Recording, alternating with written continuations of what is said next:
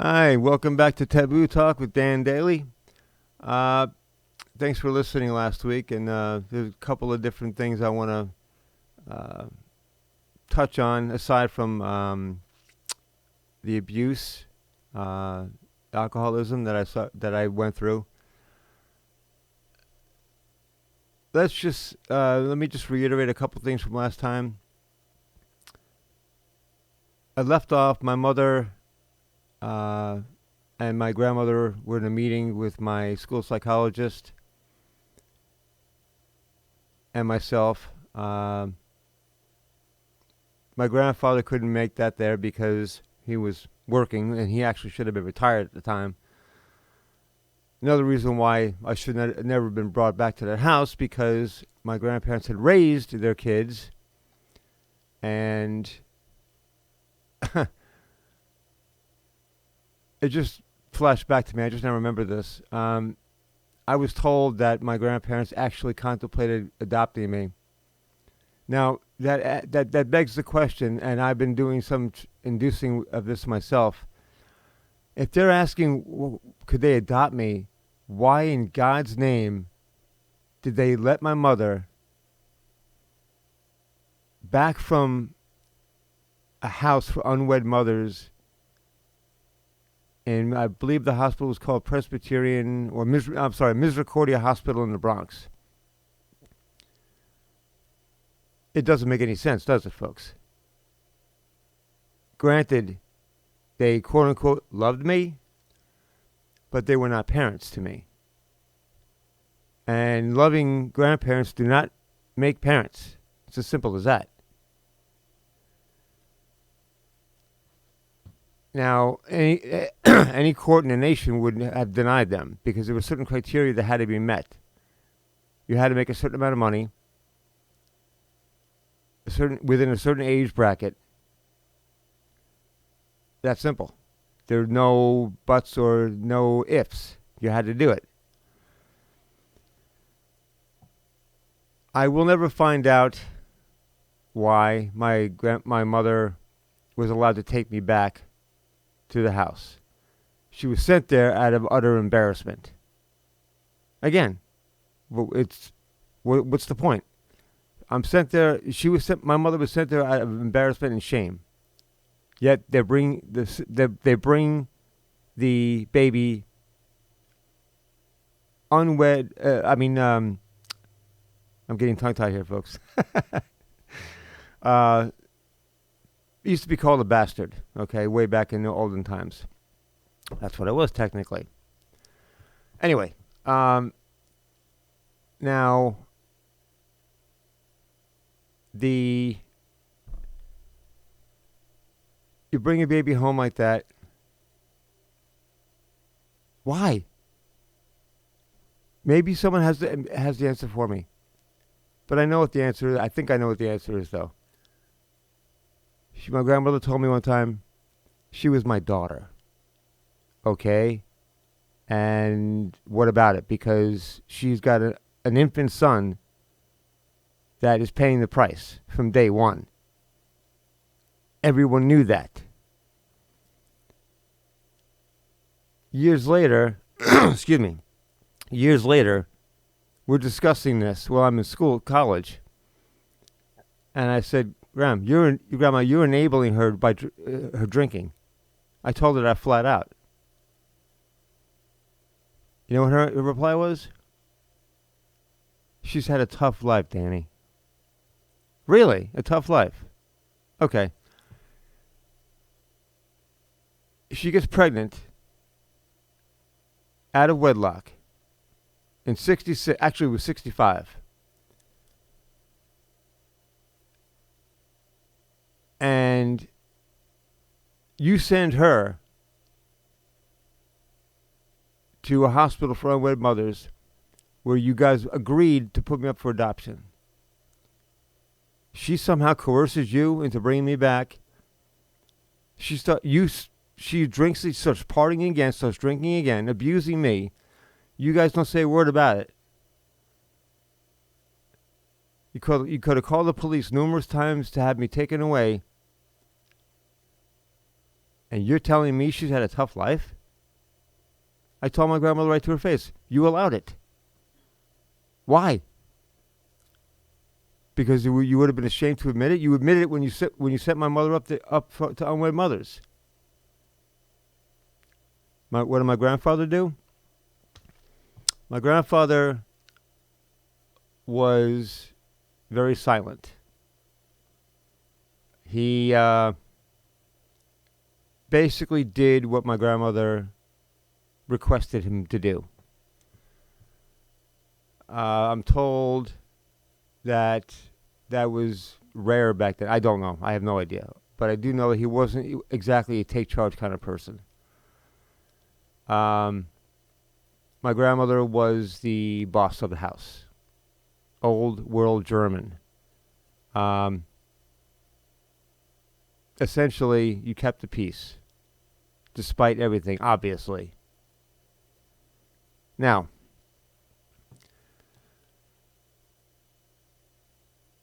fast forward to that meeting again with my grandmother, my mother, and the school psychologist. My mother was evil.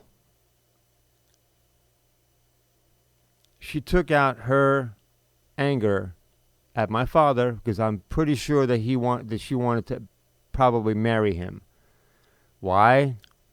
She was jealous of my aunt, which was her sister. They're 2 years apart. At 18, my aunt got married, had kids. Well, my mother was very jealous of the kids and the attention. See, from what I'm told, my aunt and their cousin fought over my mother's attention. And I think my mother was jealous that she wasn't getting attention anymore. Now, when she was watching my aunt's kids, she would be fawned over. She loved the attention. She loved it. Now, I think she wanted to probably maybe trap my father. I don't know. But I think that might have been the reason why she wanted to take me from the hospital when I was born back home. She wanted to probably see if my father would marry her. Well, I already found out there was no chance of him doing that, period. Because from what I've been told, guess yes, what a shock, she was too promiscuous. Rather disgusting talking about your mother being promiscuous, but that's the way it was.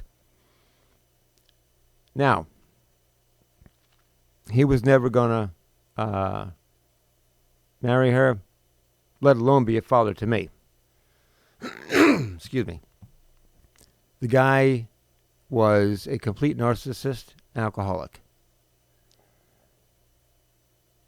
The first time I met him, excuse me, folks, hold on. The first time I met him, you won't believe it, I was 9. And they weren't planning on even meeting me then. Before I go further, let me finish off the meeting first. See, I'm kind of getting rolled over on this, so I apologize. The meeting, again, psychologist, my grandmother, my mother, me. Reason, plummeting grades. The doctor asked, how about parent time? What do you do? My mother said, oh, we have parent time. We talk. And my grandmother, no, you don't. You're not even there for him. She exploded. She had a very evil face on. I can't imitate it. I wish I could. But she said, I spent time with him. And I mean, really, really evil. And then my grandmother comes back and says, what? Before or after you drink? She exploded again. She goes, I don't. She actually said, she almost said partially, I don't drink. My grandmother almost laughed. And she goes, you're drinking every day.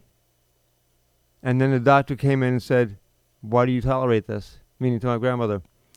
And again, I my grandmother goes, she's my daughter. Once again. And the doctor looked at her saying, call the authorities. Now, again, guys, this is an open forum meeting. Okay, anything went. It was my it was my health. It was my mental health at stake.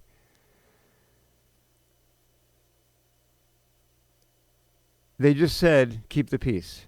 She said, keep the peace.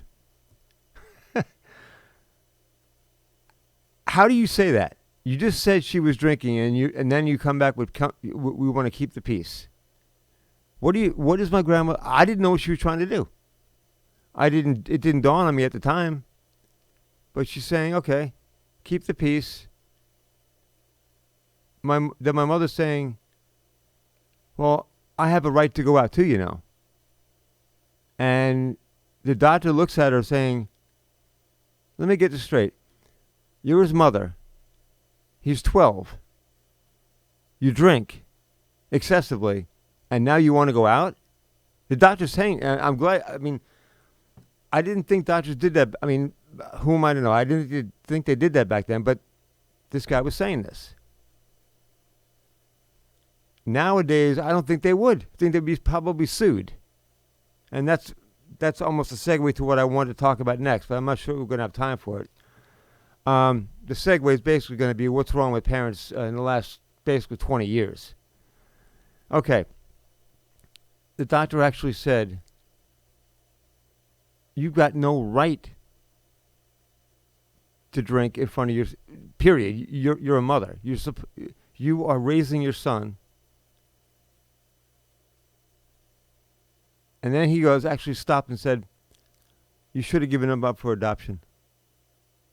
I was actually, my face was flattened. I mean, I couldn't believe he said it. And I didn't know what to think. My mother's face turned beet red. And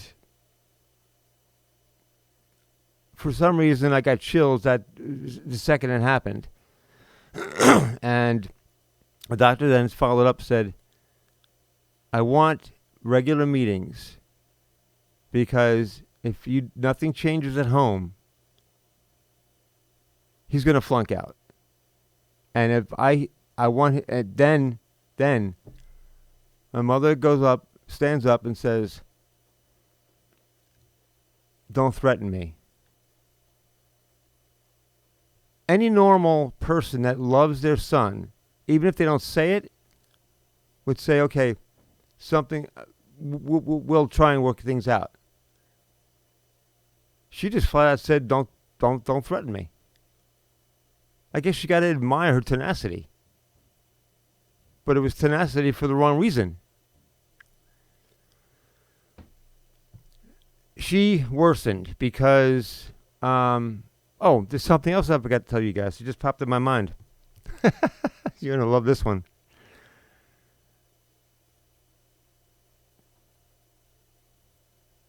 I told you I met my father when I was 9. My mother and father had another kid when I was 6.5. And this one's is suffering from fetal alcohol syndrome. What a shock there too, right?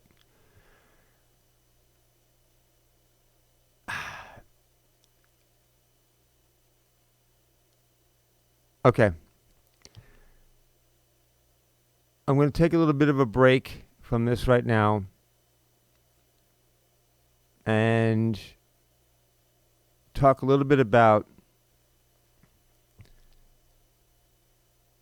actually, it's almost a rhetorical question because I know what the answer is going to be, and you people know what the answer is too. What is going on with parenting in the last 20 years? What is it? I mean, I don't get it. I grew up partially being born in 66. I grew up in the 70s, and I was 14 in 1980. We didn't have cell phones. I didn't have a cell phone until basically 2001. Or was it? No, actually, it was 2003. I'm seeing, and I touched on it before, why are people picking up their kids at high school? Now, I could see if it's something, if it's an emergency. Why? Because are you afraid of not being friends with them? I've heard parents say this. I've heard parents say, I overheard a conversation a couple of weeks ago at John J. Burns Park. I couldn't believe I was actually hearing this. The gentleman talked to this kid. He was college age, and he goes, "Hey man, how you doing, man?" I'm going, "Are you serious?" I just heard the guy talking to another father before in perfectly civil tongue, saying, "How are you?" Call him by his first name. Starts talking to the kid and goes, "Hey man, how you doing, man?" I'm going, "What are you talking about? Why are you talking like that?" I'm listening to the conversation, watching a soccer game. I'm thinking to myself, it's obvious he's trying to kiss the kid's ass. And he is. He wants the kid to he wants to be buddies. Newsflash, you're not buddies. A talk show host said this a long time ago, right about the time this whole thing started happening about being buddies. You're a parent. You're not a friend. If you don't teach respect, if you don't teach good moral values, how do you expect, and you basically want to be friends with your kid, how are they going to respect you? So some parents, I'm told, actually admitted this. I'm afraid what my kids are going to put on social media. And I looked at them going, "You're afraid? What do you mean you're afraid?" And they say, "Well, they're going to put down, I'm bad, I'm not cool." I'm going, who the hell cares? You're actually afraid of what people think of you. Why? Well, you want to be cool like your son? You want to be cool like you want your son's kids or your daughter's kids to think you're cool? Big deal. You're not supposed to be, quote unquote, friends with your kids. Have a catch with them. Go, help them out. Definitely. Your kids, you should be your kid's confidant, most definitely. But you don't hang out with them. That's not what your job is. My daughter, God rest her soul, she died in the fire. She did not have a cell phone. She was born in 90. And we're starting to run out of time here, so I got to sum this up very quickly. She had after she had kids, I told her, no cell phone. She didn't have a cell phone until I want to say, probably 15, maybe 16. Her mother disagreed. I said, "I'm not paying for it. You want a cell phone before then? I'm not paying for it." And I really strongly urge her not to get anything until she's at least 16. Well, I was firm and I said no, period. They stomped. She did all these kinds of tirades. I didn't give in. I didn't care because I knew what the consequences were going to be. Well, it was fantastic. She actually thanked me a little while later. Folks, we're out of time. We're going to talk about more parenting mistakes, in my opinion, next time, and also a lot more of taboo talk. We might get into some political talk about the upcoming election also. Thank you and have a good day.